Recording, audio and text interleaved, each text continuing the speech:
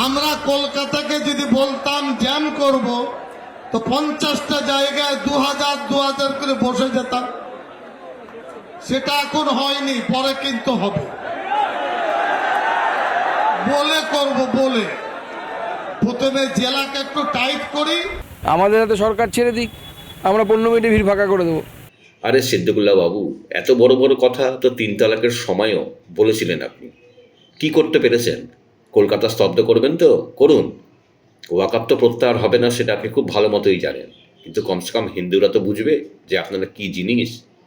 বাবরি নিয়েও তো অনেক বড় বড় কথা বলতেন আপনারা। কি হলো বাবরি? কি হলো 370? আপনি বড় বড় কথা বলে এদের বাসের ঝাড়ে তুলতে পারবেন, এর থেকে বেশি আর কিচ্ছু করতে পারবেন না। যতদিন মমতা আছে এইটুকু করে নিন, সব রেকর্ড করা থাকলো। সুদে আসলে একসময় সব ফেরত দেওয়া হবে। কিছুদিন আগে ফিলিস্তিনও খুব উল্লাস করছিল আপনাদেরই মতো, আর আজকে শ্মশান করে দিয়েছে ইসরায়েল। এখন শুধু ফিলিস্তিনের পতাকাটাই বেঁচে আছে, ফিলিস্তিন আর নেই। সরকার পাশে আছে, এটাই তো আপনাদের জোর, কিন্তু কদিন? Please remember, when Didi is here, Didi will protect you and your property. নমস্কার বন্ধুরা, আমার নাম শুভজ্যোতি সরকার।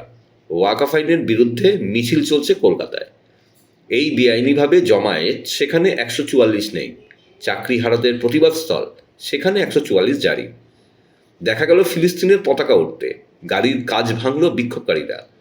মুসলিমদের সম্পত্তি সংক্রান্ত ওয়াকাফ আইন প্রত্যাহার না করলে বড় ধরনের আন্দোলনের হুঁশিয়ারি। কলকাতাকে স্তব্ধ করে দেওয়ার হুঁশিয়ারি মন্ত্রী সিদ্দিকুল্লাহ চৌধুরীর। ওয়াকাফ বিলের বিরোধিতা করে পশ্চিমবঙ্গের অ্যাসেম্বলিতে রেজুলেশন নেওয়া হয়েছে, সেই রেজুলেশন পাঠানো হয়েছে।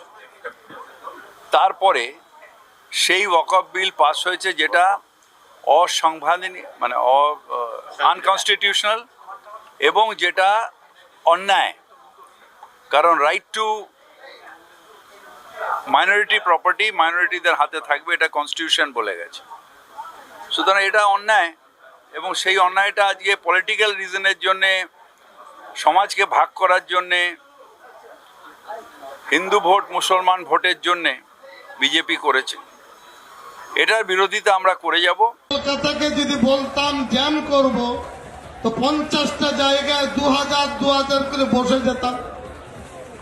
সেটা এখন হয়নি, পরে কিন্তু হবে।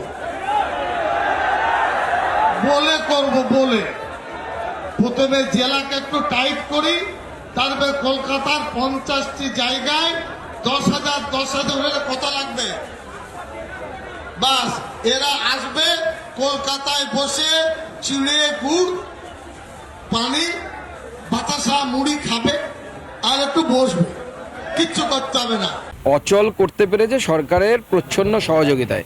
মমতা বন্দ্যোপাধ্যায় তথা প্রশাসন চাইছে অচল হোক, আমাদের হাতে সরকার ছেড়ে দিক, আমরা 15 মিনিটে ভিড় ফাঁকা করে দেবো। জানি তো এদের কীভাবে সাহায্য। এই বাদরদের বাদরামি বাড়ছে, তার কারণ হচ্ছে মমতা বন্দ্যোপাধ্যায় বাদরামি দেখাতে চাইছে।